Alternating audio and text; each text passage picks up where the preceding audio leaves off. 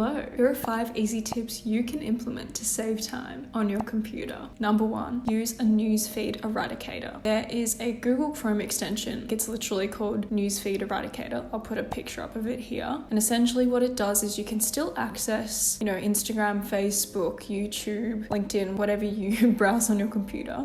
If you don't look at those on your computer, well done, keep it that way. But if you do, for instance, if you're looking up an account on Instagram or you need to reply to a message on Facebook, this is a way that you can go on that specific website, but you won't see the newsfeed. The name's obviously very self-explanatory. It basically just deletes the possibility of you getting stuck in a scrolling motion, getting distracted from the reason that you might have gone onto that website in the first place. There are also options. You can look at the feed for 5 minutes if you are needing to look at something. You can change the settings. It's been a really good thing that I've done for myself and I highly recommend it. If you don't scroll on your phone but you just scroll on your computer, it's kind of just the same thing. Anyways, number 2, use Option and Backspace. So what it does is, instead of pressing backspace multiple times, if you've spelled something wrong or you want to get rid of a word, if you press Option Backspace, it will just delete the whole last word that you've just typed. And it definitely saved me a lot of time. I didn't think it would make that much of a difference, but I've been trying it out. For work, I type a lot, so it has actually saved a lot of time. On Windows though, it is Control Backspace. So I actually learnt this tip from Ali in a video about how to type faster. This was one of the tips that he gave. I have actually been using it a lot for work and just for texting and typing on my computer. Number 3, group your tabs. I am a person who at any given time have maybe 20 tabs open. They're all kind of related to different things, and for one reason or another, I feel like I can't close them. I heard this tip quite some time ago and I've been using it ever since. If you control click on a tab, you can create groups of tabs and then drag the tabs. You title the tab group name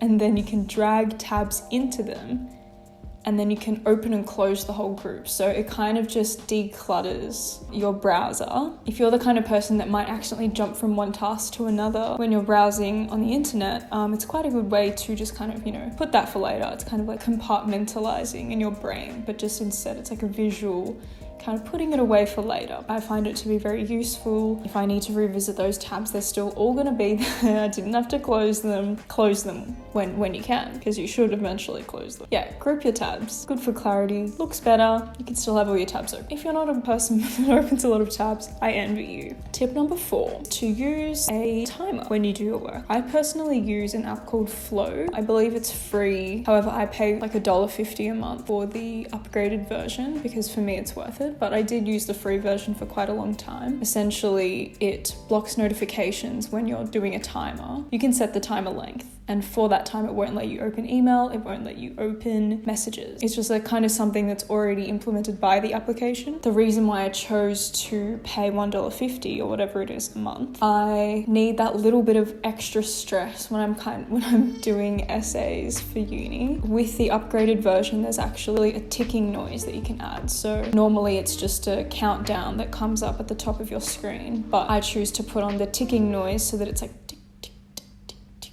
When I am procrastinating, I've been doing it for too long and I just need to get something done. It's just a reminder that time is passing, whether or not I'm doing what I wanted to do. If you want, you could just go on YouTube and look up a ticking noise. I know that might stress some people out, but if it's a good stress, then maybe that's something you would choose to do as well. But you can literally just set timers on your phone. For me, I just like the way that the app works. You work for, let's say, 35-40 minutes and then you have a 5-minute break. So it kind of you can make it roll into the break and then start again automatically. So if you're someone who might accidentally get distracted in between and start doing something else, then it could be a good idea. But otherwise, just literally setting a timer on your phone is the same concept. Sometimes you'll find that you don't even need to set a new timer because you're already in the zone once you've got that timer going and you're starting to work. So yes, that has definitely saved me a lot of time, and it's really good that it prevents me from going on messages because I love replying to messages on my laptop. Okay, the last tip, number 5, is to use Do Not Disturb on your laptop. So this is obviously more specific to Macs. I presume Windows would have a similar thing. So under Do Not Disturb, there are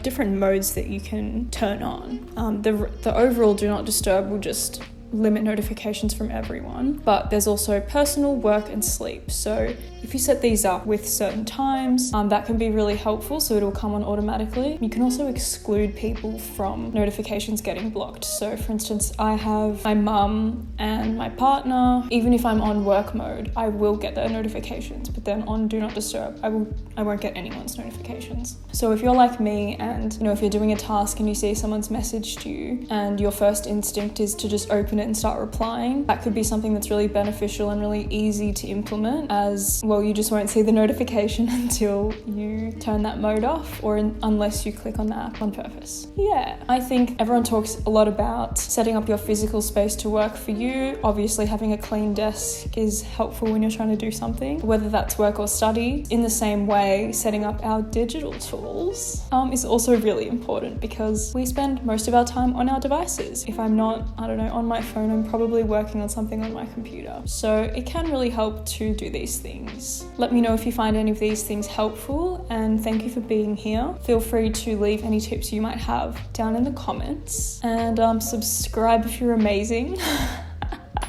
And I'll see you next time. Bye.